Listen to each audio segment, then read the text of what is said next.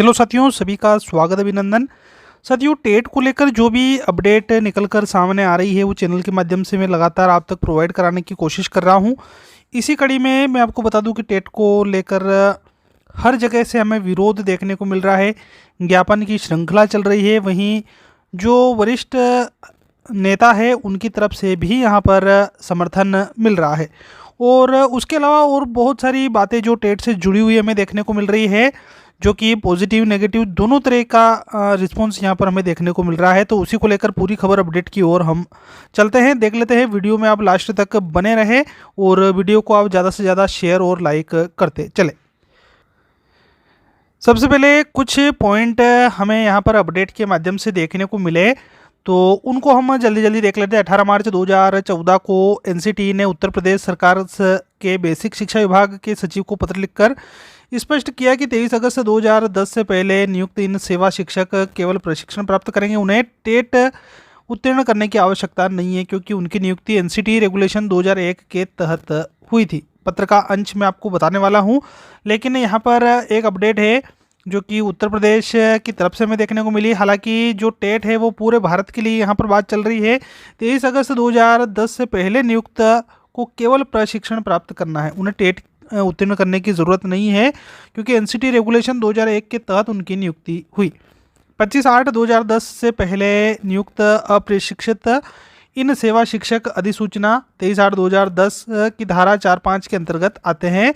उस लेटर का अंश यहाँ पर मैं आपको बता रहा हूँ, इसलिए उन्हें 3/9/2001 के एनसीटी रेगुलेशन के अनुसार आवश्यक पेशेवर योग्यता प्राप्त करनी चाहिए। अतः इस श्रेणी के शिक्षकों के लिए टेट अनिवार्य नहीं है, यानी कि 28/10/2010 की धारा के तहत ये बात बताई जा रही है और 25/8/2010 से पहले के नियुक्त शिक्षकों के लिए यहाँ पर बात हो रही थी। इसके बाद 14 जून 2016 को एनसीटी ने एमएचआरडी को सूचित किया कि पंजाब सरकार द्वारा नियुक्त 3807 शिक्षा प्रदाताओं एजुकेशन प्रोवाइडर जो 23 अगस्त 2010 से पहले नियुक्त हुए थे, टेट की आवश्यकता नहीं है बशर्ते वे 2001 के नियम के अनुसार योग्य हो। यानी कि इसी के तहत पंजाब में भी इस प्रकार का निर्णय यहाँ पर देखने को मिला 23/10/2010 से पहले नियुक्त शिक्षक के लिए। अब 31 अगस्त 2016 को एमएचआरडी ने पंजाब सरकार के शिक्षा विभाग प्रधान सचिव को पत्र लिखकर बताया कि 3807 शिक्षकों के लिए टेट अनिवार्य नहीं है। यह निर्णय एनसीटी 14 जून 2016 के स्पष्टीकरण के आधार पर लिया गया। यानी कि मैं आपको बता दूं कि 29 जुलाई 2011 से पहले नियुक्त शिक्षक या जिनकी भर्ती प्रक्रिया उनसे पहले शुरू हो गई थी, उनके लिए टेट अनिवार्य नहीं है इस पत्र के अनुसार, क्योंकि एनसीटी रेगुलेशन 2001 के अंतर्गत ये सभी शिक्षक आएंगे, इनके लिए केवल आवश्यक प्रशिक्षण मान्य होगा। और भी आगे खबरें हैं, उनकी ओर हम आगे बढ़ते हैं। जैसा कि मैं आपको पहले वीडियो की शुरुआत में बता चुका हूँ कि समर्थन हमें हर जगह से मिल रहा है, उसी कड़ी में विधायक साहब के माध्यम से भी यहाँ पर हमें समर्थन मिला है। माननीय शिक्षा मंत्री जी को यहाँ पर सूचित किया गया है भारत सरकार नई दिल्ली टेट परीक्षा के संबंध में पुनर्विचार याचिका दायर कराने जाने के संबंध में। यानी कि बताया गया है इसमें कि 1 सितंबर 2025 को जो भी निर्णय लिया गया, अनिवार्य शिक्षा अधिनियम 2009 के अंतर्गत निर्देश भी दिया गया कि जो शिक्षक टेट उत्तीर्ण नहीं है उन्हें टेट परीक्षा उत्तीर्ण कराना अनिवार्य होगा। इस संबंध में मध्य प्रदेश शासन लोक शिक्षण संचालनालय भोपाल द्वारा आदेश जारी कर निर्देशित किया गया है कि 1995 से 2011 तक नियुक्त ऐसे शिक्षक जिन्होंने टेट उत्तीर्ण नहीं की है, उन्हें जुलाई और अगस्त माह में टेट परीक्षा देना अनिवार्य है। तो इनका कहना है कि शिक्षक जो है विगत 20-30 वर्ष से निरंतर सेवा दे रहे हैं, उनकी नियुक्ति प्रचलित जो भी नियम थे उन्हीं के अनुसार उस समय हुई थी। पुनः टेट परीक्षा देना न केवल व्यावहारिक रूप से कठिन है बल्कि उनके अनुभव सेवाओं के प्रति अन्यायपूर्ण भी प्राप्त होता है। तो माननीय सर्वोच्च न्यायालय के निर्णय पर पुनर्विचार याचिका दायर करने की कृपा करें ताकि प्रभावित शिक्षकों को राहत मिल सके। धन्यवाद। इस प्रकार का जो लेटर है वो हर जगह से हमें देखने को मिल रहे हैं। एक ये उदाहरण स्वरूप जो है मैंने आपको यहाँ पर बताया।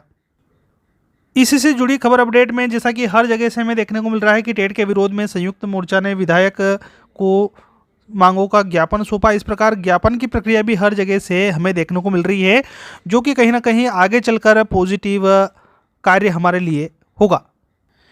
वहीं पिछली वीडियो में मैं स्पष्ट कर चुका हूं कि शिक्षकों की विशेष पात्रता परीक्षा के खिलाफ सुप्रीम कोर्ट में याचिका फाइल कर दी गई है। तो इसमें और आगे चलकर क्या अभी हमें खबर देखने को मिलती है, उसको लेकर हमें इंतज़ार करना पड़ेगा अगली अपडेट का। और आगे अगर मैं पॉजिटिव खबर अपडेट की ओर बढ़ूं तो लोकसभा में भी टेट का मुद्दा उठ चुका है।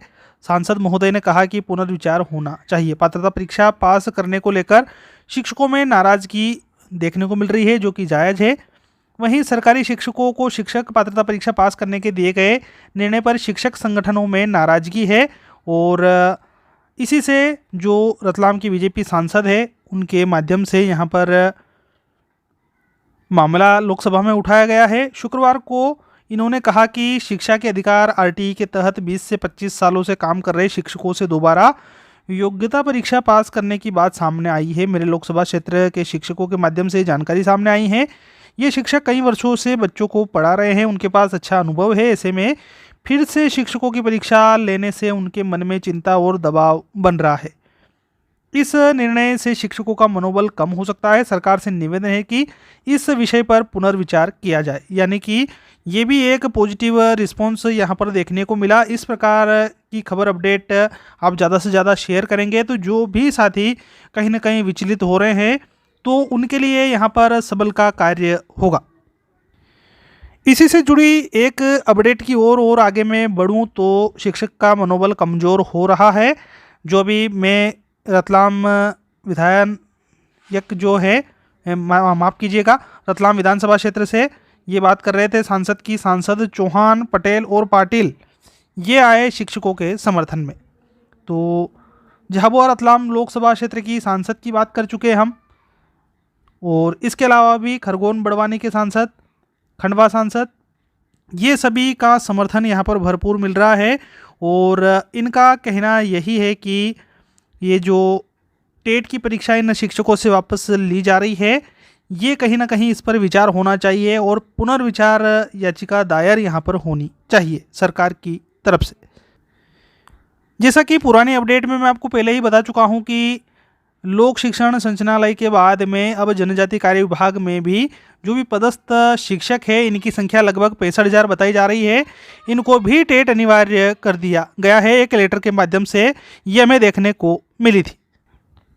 जैसा कि मैं आपको पहले ही बता चुका हूँ कि ये मामला पूरे भारत का है और टेट से जुड़ी एक खबर अपडेट मैं आपको देने जा रहा हूँ जो कि लखनऊ यूपी से हमें देखने को मिल रही है। टेट अनिवार्यता से छूट की योजना नहीं।